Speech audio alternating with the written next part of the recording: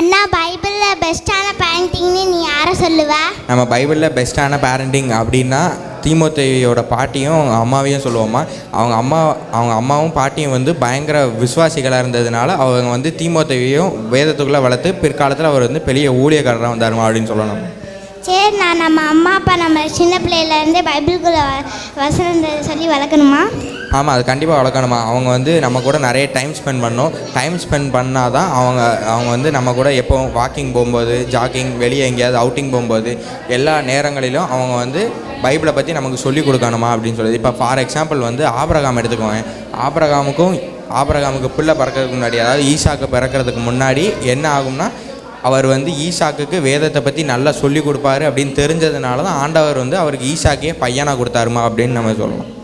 சரி, நான் சொன்ன நேரம் நம்ம அம்மா அப்பா நம்மளை அடிக்கும்போது திட்டும்போது நமக்கு கருப்பாக தானே வருது. அப்படிலாம் வரக்கூடாதுமா. பைபிள் சொல்லுது, பிறம்பை கையாளதவன் தன் மகனை பாய்க்கிறான், அவன் மேல் அன்பாக இருக்கிறவனும் அவனை ஏற்கனவே தண்டிக்கிறான் அப்படின்னு சொல்லுதுமா. இப்போ நீ மாதிரி ஒரு சேட்டைக்கார பிள்ளை வந்து ரோட்டில் வந்து பயங்கர சேட்டை பண்ணுது அப்படின்னா நம்ம அம்மா அப்பா வந்து அந்த பாப்பாவை போய் அடிக்கவோ திட்டவோ முடியுமா? இல்லைண்ணா, முடியாதுல்ல. ஏன் அடிக்கவோ திட்டவோ முடியாது? தெரியாதுல்ல. ஏன் அப்படின்னா நம்ம உலகத்தில் இருக்க எல்லா பிள்ளைங்களை விட நம்ம மேலே தான் நம்ம அம்மா அப்பா வந்து நிறைய அன்பும் பாசமும் வச்சுருக்காங்கம்மா அப்படின்னு சொல்லலாமா. சரிண்ணா, நமக்கு ஒரு நாள் தானே நான் லீவ் இருக்குது, அதிலே சர்ச்சுக்கு போங்கங்காங்களேண்ணா.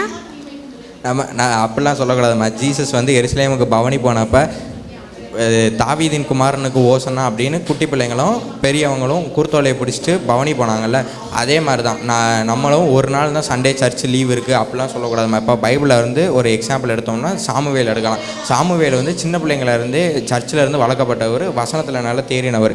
அதனால தான் அவர் பிற்காலத்தில் என்னவா வந்தார்னா ஒரு பெரிய தீர்க்கதரிசியாகவும் ஒரு ஆசாரியனாகவும் இஸ்ரவேலில் உள்ள முதல் ராஜாவை அபிஷேகம் பண்ணக்கூடியவராகவும் வந்தார்மா அப்படின்னு சொல்லுவாங்க. சரிண்ணா, நம்ம சின்ன பிள்ளைங்கனால ஈஸியாக ஹெவனுக்கு போயிடலாம்னா அப்படிலாம் கனவு காணக்கூடாதுமா. நம்ம வந்து அவ்வளோ ஈஸியாலாம் போக மாட்டோம். இஸ்ரவேல் ஜனங்கள் கானானுக்குள்ளே போகிறதுக்கு முன்னாடி வந்து என்ன ஆகும்னா அவங்க அதில் இருக்க குட்டி பிள்ளைங்க பெரியவங்க எல்லாரும் கானானுக்குள்ளே போயிடுவாங்கம்மா. ஆனாலும் யாருமே ஜட்ஜ்மெண்ட், அதாவது ஆண்டவரோட நியாய தீர்ப்பிலேருந்து தப்பிக்க முடியாது அப்படின்னு நம்ம சொல்லலாம்.